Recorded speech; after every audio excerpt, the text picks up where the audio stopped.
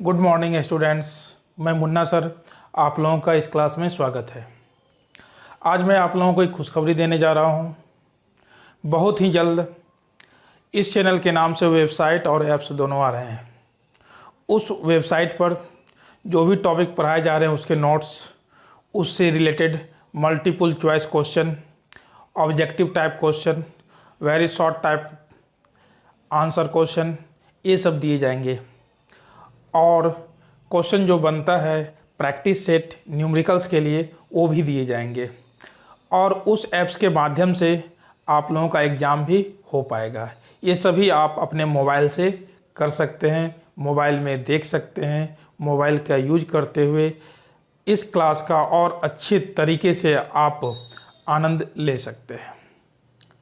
तो आज हम लोग अब बात करने जा रहे हैं आज के टॉपिक का। तो आज का टॉपिक है विद्युत आवेश। विद्युत आवेश, जिसे इंग्लिश में इलेक्ट्रिक चार्ज कहा जाता है। क्या कहा जाता है? इलेक्ट्रिक चार्ज कहा जाता है। इंग्लिश में क्या कहा जाता है? Electric charge. इलेक्ट्रिक चार्ज का हिंदी मीनिंग क्या होता है? विद्युत आवेश।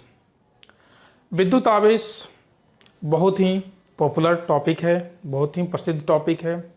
लेकिन विद्युत आवेश के बारे में किसी से पूछा जाए तो प्राय कह देता है और धन आवेश, ऋण आवेश, पॉजिटिव चार्ज, नेगेटिव चार्ज। जब यह पूछा जाए विद्युत आवेश क्या होता है तो थोड़ा सा सोचना पड़ता है, क्या बताएं। तो आज हम लोग विद्युत आवेश के बारे में ही पढ़ेंगे।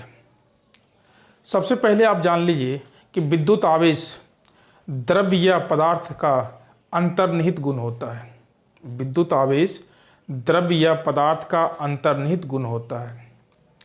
जैसे ईमानदारी सजीव वस्तुओं का अंतर्निहित गुण होता है। ईमानदारी निर्जीव वस्तुओं में कभी नहीं हो सकता है। ईमानदारी जो गुण है वह निर्जीव वस्तुओं में कभी नहीं हो सकता है।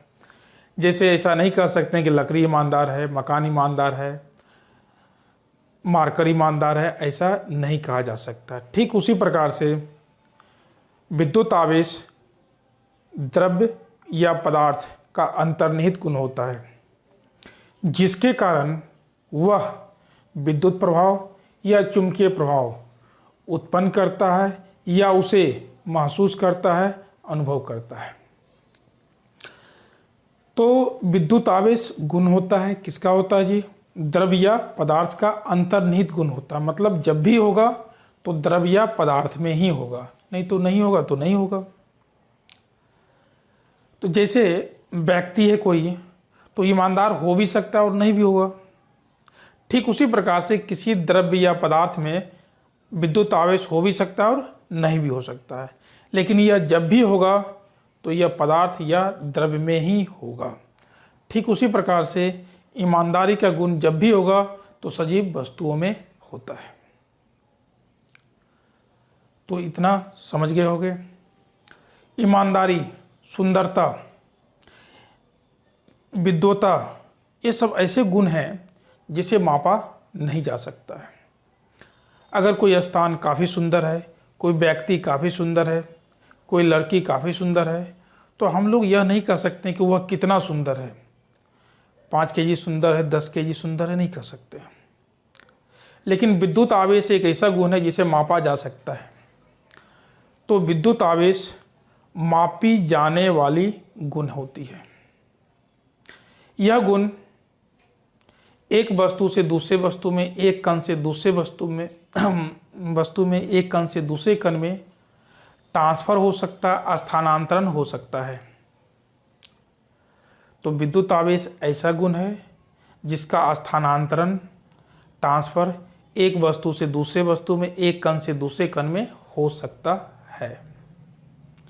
इतना समझ में आ गया होगा।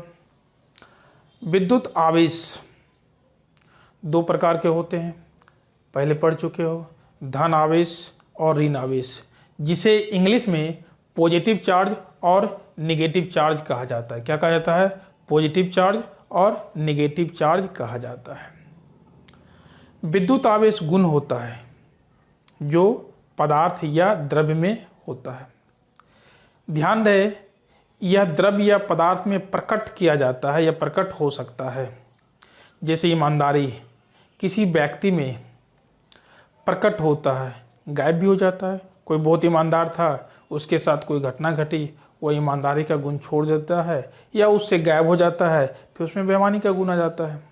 ठीक उसी प्रकार से ऐसा हो सकता है कि किसी द्रव्य या पदार्थ में विद्युत आवेश का गुण हो, फिर किसी कारण से वह गुण हो सकता है गायब हो जाए।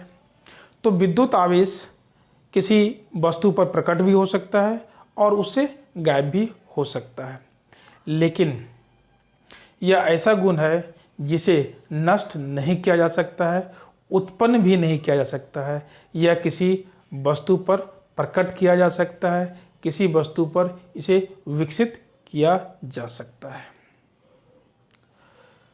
तो इतना समझ में आ गया होगा विद्युत आवेश क्या होता है।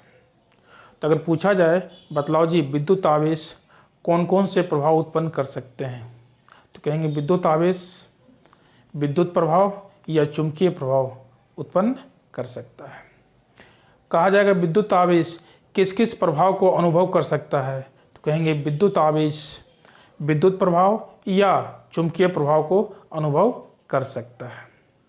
तो पूछा जाए क्या विद्युत आवेश द्रव्य या पदार्थ के बिना कहीं रह सकता है? नहीं, क्योंकि इसके परिभाषा में ही है कि यह द्रव्य या पदार्थ का अंतर्निहित गुण होता है। तो विद्युत आवेश बिना द्रव्य या बिना पदार्थ या बिना द्रव्यमान के नहीं रह सकता है, लेकिन पदार्थ या द्रव्य बिना विद्युत आवेश के रह सकता है। जैसे बक्सा है, घर में चौकी है, पलंग है, ये सब क्या है? पदार्थ है। बिना विद्युत आवेश के उस पर कोई आवेश नहीं रहता है, कोई आवेश प्रकट नहीं रहता है। तो इतना समझ में आ गया होगा।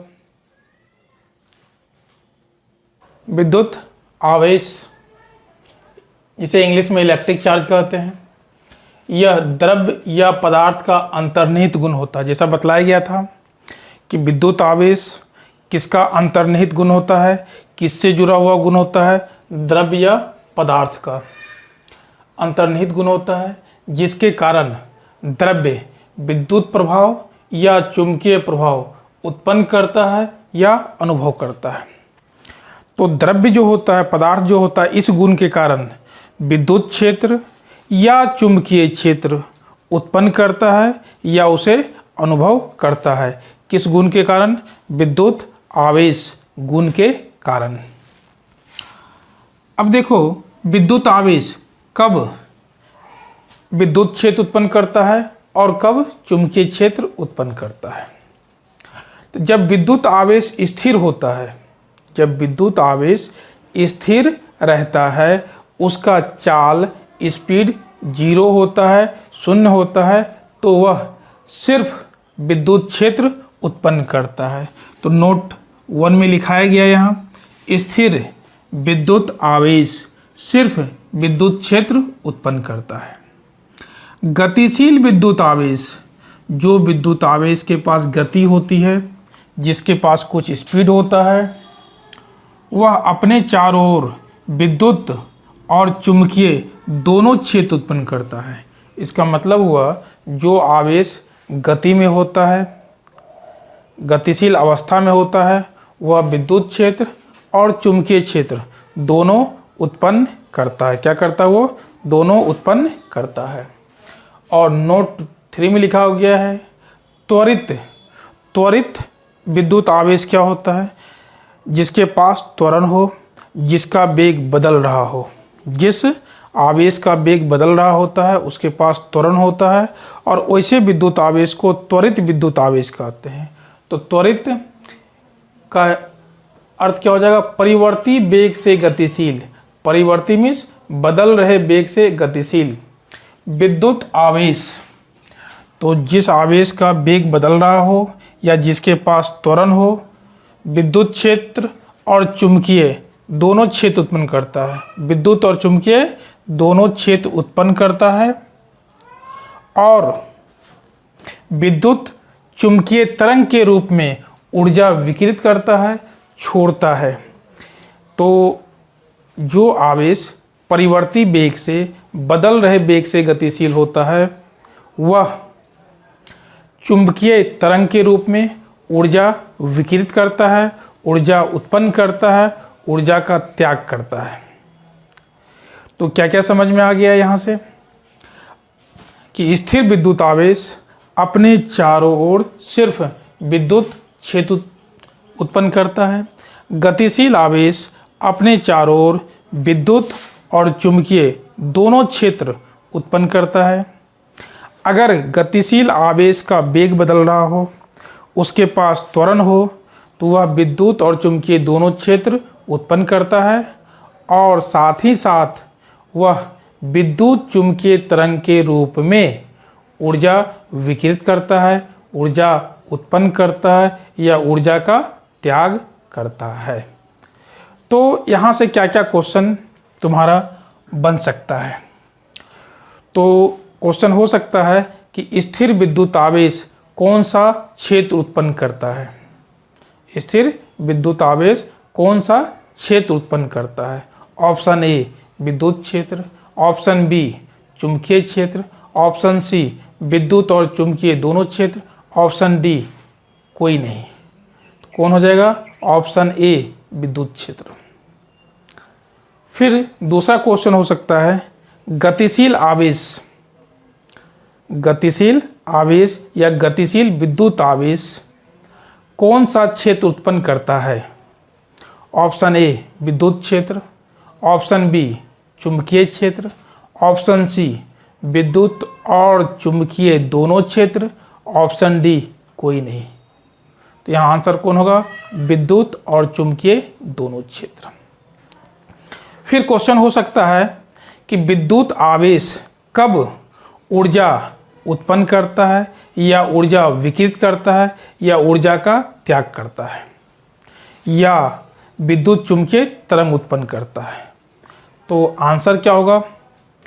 परिवर्ती वेग से गतिशील विद्युत आवेश, परिवर्ती वेग से गतिशील विद्युत आवेश या त्वरित विद्युत आवेश विद्युत चुंबकीय तरंग के रूप में ऊर्जा विकिरित करता है या ऊर्जा का त्याग करता है या ऊर्जा उत्पन्न करता है। समझ में आ गया होगा? तो अब पूछा जाए कि स्थिर विद्युत आवेश क्या चुंबकीय क्षेत्र उत्पन्न करता है? तो आंसर होगा नहीं, क्योंकि स्थिर विद्युत आवेश सिर्फ विद्युत क्षेत्र उत्पन्न करता है।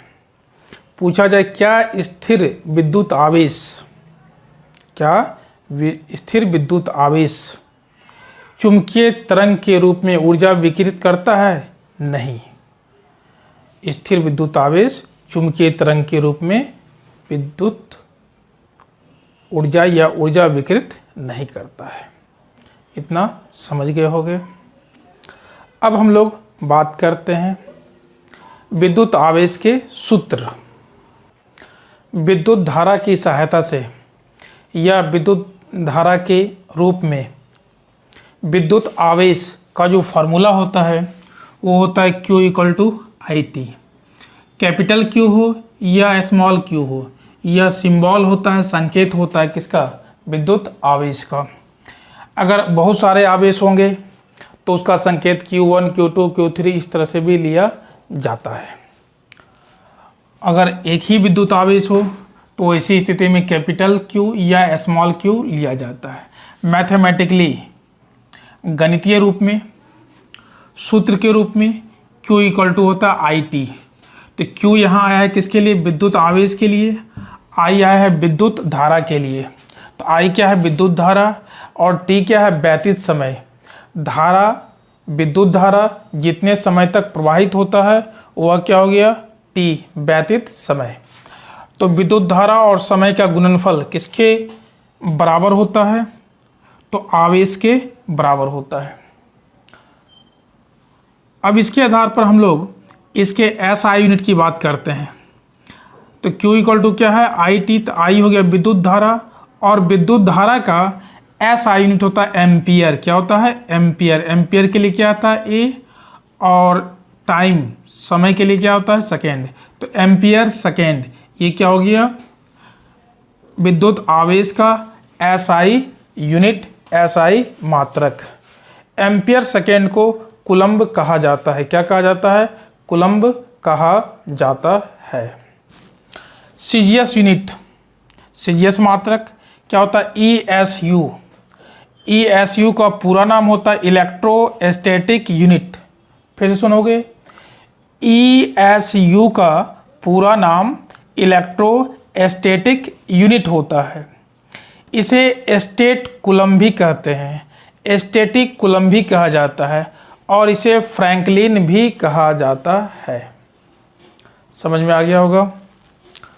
तो सीजीएस यूनिट ESU कहें, स्टेट कूलम्ब कहें, स्टैटिक कूलम्ब कहें, फ्रैंकलिन कहें, सभी आपस में बराबर हैं। अदर यूनिट, इसे हम लोग प्रैक्टिकल यूनिट भी कहते हैं, व्यवहार में लाया जाता है। एम्पियर आवर, क्या होता है? Ampere hour, Faraday, ampere hour या फैराडे। EMU, electromagnetic unit. ये तीनों अदर यूनिट अन्य मात्रक हैं। एम्पियर आवर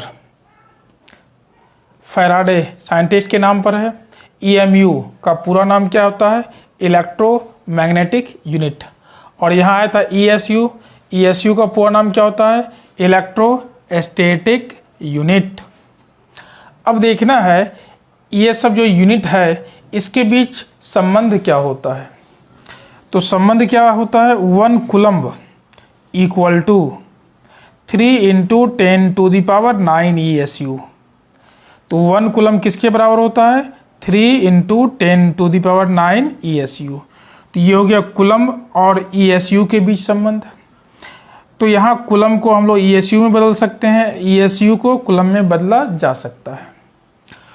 यहाँ है कूलम्ब और EMU के बीच संबंध। तो 1 कूलम्ब कितने EMU के बराबर होता है? 1/10 EMU के बराबर होता है। अगर यहाँ से देखा जाए तो ये इससे गुना हो सकता है, मल्टीप्लाई हो सकता है। तो क्या आ जाएगा? 1 EMU इक्वल टू क्या होगा? 10 कूलम्ब। 1 EMU इक्वल टू क्या हो सकता है? 10 कूलम्ब। ये संबंध हो गया। 1 फैराडे कितने कूलम्ब के बराबर होता है? 96,500 कूलम्ब के बराबर होता है। 96,500 कूलम्ब के बराबर 1 फैराडे होता है। यह अदिश राशि होता है क्योंकि आवेश के पास कोई दिशा नहीं होती है। इसे वेक्टर मेथड सदिश विधि द्वारा जोड़ा नहीं जा सकता है। तो यह क्या होता है? अदिश राशि होता है। अगर पूछा जाए विद्युत आवेश अदिश राशि क्यों है? क्योंकि इसके पास दिशा नहीं होता है और इसका जो योग होता है बीजगणितीय विधि द्वारा इसे जोड़ा जाता है, बीजगणितीय नियम के द्वारा जोड़ा जाता है। इसलिए विद्युत आवेश अदिश राशि होता है। इतना समझ में आ गया होगा। विद्युत आवेश को एक कण से दूसरे कण पर, एक वस्तु से दूसरे वस्तु पर स्थानांतरित ट्रांसफ़र किया जा सकता है। मान लो वस्तु A पर विद्युत आवेश है और हम लोग चाहें कि यह वस्तु B पर चले जाए, तो यह हो सकता है। किसी उपयुक्त विधि के द्वारा वस्तु A पर जो आवेश है उसको B पर ले जाया जा सकता है। तो इसका मतलब हुआ कि आवेश को एक वस्तु से दूसरे वस्तु पर ट्रांसफ़र किया जा सकता है। आवेश किसी वस्तु पर प्रकट किया जा सकता है। अगर वस्तु पर आवेश है तो उसे हटाया जा सकता है, उसे गायब किया जा सकता है उपयुक्त विधि के द्वारा। आवेश को न तो हम लोग उत्पन्न कर सकते हैं, ना ही उसे नष्ट किया जा सकता है। इसका मतलब है आवेश संरक्षित होता है। किसी निकाय का, किसी समूह का, किसी सिस्टम का कुल आवेश में कोई बदलाव नहीं होता है। याद होगा कभी न कभी तुम पढ़े होगे ऊर्जा संरक्षण का नियम। उसमें पढ़े होगे कि ऊर्जा को न तो उत्पन्न कर सकते हैं, ना ही उसका विनाश कर सकते हैं। सिर्फ उसे एक रूप से दूसरे रूप में बदला जा सकता है। ठीक उसी प्रकार से आवेश को हम लोग न तो उत्पन्न कर सकते हैं, ना ही उसे नष्ट कर सकते हैं। सिर्फ एक वस्तु से दूसरे वस्तु पर, दूसरे वस्तु से तीसरे वस्तु पर उसे ट्रांसफ़र किया जा सकता है, लेकिन उसे न उत्पन्न किया जा सकता है न नष्ट किया जा सकता है। इसलिए कहा जाता है कि विद्युत आवेश संरक्षित होता है। विद्युत आवेश संरक्षित होता है। इतना समझ में आ गया होगा। किसी वस्तु पर विद्युत आवेश उस वस्तु के गति पर निर्भर नहीं करता है। जैसे एग्जाम्पल लो तुम इलेक्ट्रॉन का। इलेक्ट्रॉन अगर स्थिर हो तो उस पर आवेश कितना होता है जी? 1.6 × 10⁻⁻19 कूलम। अगर इलेक्ट्रॉन गति में हो फिर भी उस पर आवेश कितना होगा? 1.6 × 10⁻⁻19 कूलम्ब। इसका मतलब है इलेक्ट्रॉन स्थिर अवस्था में हो या गति की अवस्था में हो, उससे उस पर जो आवेश उपस्थित है उसमें कोई बदलाव नहीं होता है। तो यहाँ से तुम क्या कर सकते हो? किसी वस्तु पर उपस्थित आवेश उस वस्तु के गति की अवस्था पर निर्भर नहीं करता है। बात समझ? किसी वस्तु पर विद्युत आवेश के सभी मान या जो चाहे वह मान प्रकट नहीं किया जा सकता है। किसी वस्तु पर जो आवेश प्रकट होता है उसका मान निश्चित होता है। वह निश्चित मान के ही आवेश किसी वस्तु पर प्रकट किए जा सकते हैं। सभी मान के विद्युत आवेश किसी वस्तु पर प्रकट नहीं किए जा सकते हैं। तो इतने कंसेप्ट पर, इतने नॉलेज पर कौन कौन सा क्वेश्चन बन सकता है? पूछा जाए क्या विद्युत आवेश को एक वस्तु से दूसरे वस्तु पर, एक कण से दूसरे वस्तु पर ट्रांसफ़र, स्थानांतरण किया जा सकता है? तो बोलेंगे हाँ किया जा सकता है। क्या विद्युत आवेश को नष्ट किया जा सकता है? तो नहीं, नष्ट नहीं किया जा सकता है। विद्युत आवेश को उत्पन्न किया जा सकता है? तो कहेंगे उत्पन्न नहीं किया जा सकता है। क्या विद्युत आवेश को मापा जा सकता है? तो हाँ मापा जा सकता है। विद्युत आवेश कितने प्रकार के होते हैं? तो 2 प्रकार के होते हैं, धन आवेश और ऋण आवेश। विद्युत आवेश का साझेदारी हो सकता है। किसी वस्तु पर आवेश है, उसके संपर्क में अगर कोई दूसरा वस्तु आता है तो हो सकता है इसका कुछ आवेश दूसरे वस्तु पर चला जाए। तो इस तरह विद्युत आवेश का साझेदारी हो सकता है। तो आज हम लोग विद्युत आवेश के बारे में इतना सीखे हैं, इतना जाने हैं। इसके बाद हम लोग अगले वीडियो में देखेंगे विद्युत आवेश के गुण और उसके बारे में बात करेंगे। इसमें मैं अपना मोबाइल नंबर दे रहा हूँ, तो कांटेक्ट करके तुम पूछ सकते हो या व्हाट्सएप पर तुम मैसेज कर सकते हो। धन्यवाद।